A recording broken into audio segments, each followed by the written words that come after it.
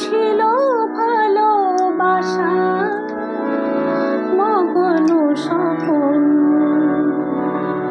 এ পথেরই দুই ধারে বীজের মতন করে করেছি বপন।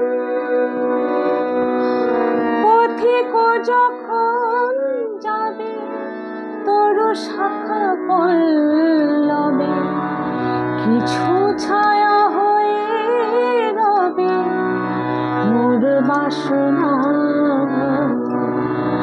আগামী পায়ে পায়ে আমি পৌঁছে যাব সেই ঠিকানায়, আর কিছু না। ধরণী পথে পথে ধুলি হয়ে রয়ে যাব এই কামনা, আর কিছু না।